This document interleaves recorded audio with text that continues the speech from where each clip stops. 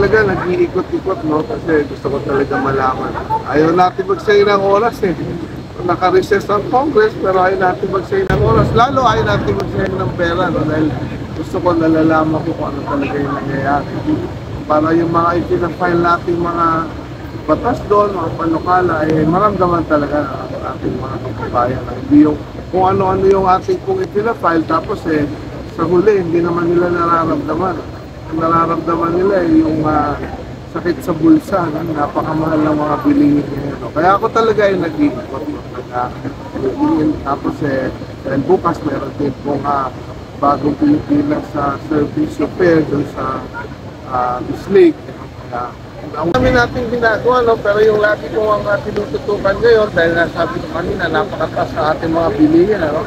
Yung pong inflation natin na sinasabi, ang aking pong pananaw dyan, dapat po, ang dapat natin tutukan dyan ay yung pataasin po yung lokal na produksyon, no? Yung pong pangalagaan ng ating mga lokal na magsasaka. Instead po na yung importasyon na gusto na naman natin gawin ngayon, no? So, ito pong importation, ito po ay pansamantala lamang dapat, no?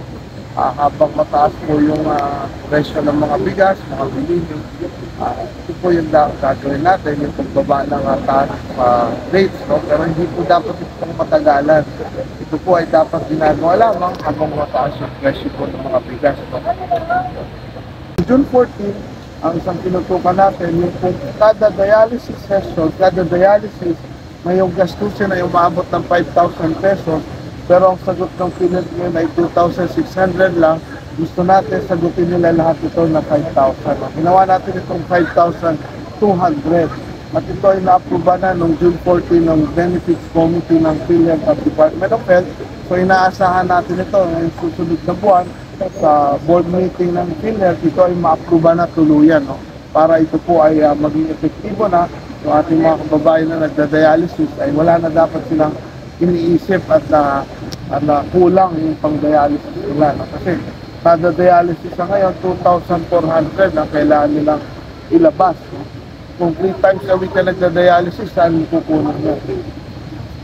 Una sa lahat, no? Sabi ko yung ating talaga mga magsasaka, ito po talaga yung dapat natin tinutukan. No? Ito po yung ating food security soldiers na tinatawag natin. No? So, ang para sa akin, una sa lahat, dapat po natin pangalagaan sila, dapat natin siguraduhin sila na lahat po ng kanila pong anin ay meron pong mapuntahan. O kaya po tayo, yun po ating isang mga akda, yung sa ating pong panukala, ito po sa market linkages. No? Ito po yung pagtatayo ng mga kadiwa center sa buong Pilipinas. No? Ito po tinatawag natin institutionalization ng mga kadiwa center. Para hindi na po ito nakaasa sa kung sino yung nakaupo sa gobyerno, para lang po kaya lang po natin ngayon may kadiwa dahil ang ating Pangulo yung mga tutukan, no? Yung pong pagtatayo ng karagdagang mga post-harvest facilities dahil ito po yung isang dahilan. Kaya nakikita natin napakaraming produkto po yung nabubulok na lang at tinatapon, no? Kamakailan yung 3,000 kilo ng mga Isabela ay tinapon na lang, no? Higit sa lahat yung pong bibigay ng tama sa oras ng mga ayuda, mga tulong, mga farm inputs, no? Dumarating kasi ang mga ito na binibigay natin, kung kailan tapos na yung anihan, no? So, ito po yung ating mga tinututukan dyan. Tungkol naman sa mga nangangailangan po nating mga kabayan, sabi po yung ating mga pagsasaka. Kaugnay ng sabi ko kanina, yung po mga gusto nating mawala yung takot at pangamba pagdating sa pagkakasakit, yung pong mga nangangailangan po ng wheelchairs, walkers, medical assistance, guarantee letter, lalo na yung pong maintenance medicine, pwede po kayo mag-message direkta sa aming Facebook page, so official Facebook page, Congressman Wilbert Tilly, at sigurado pong may sasagot yan. No? Hindi po ninyo kailangan pumunta sa aming opisina para po dyan sa mga medical assistance at guarantee letter, dahil ito po ay kaugnay ng gusto natin gawin, simple lang.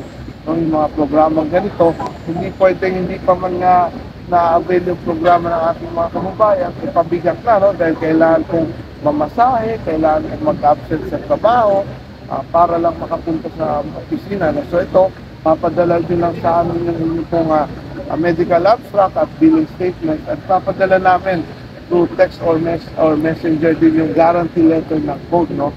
Yung pong ibang mga pangangailangan, medicines, mga maintenance, papadala naman namin po sa inyo, kami na magpapadala.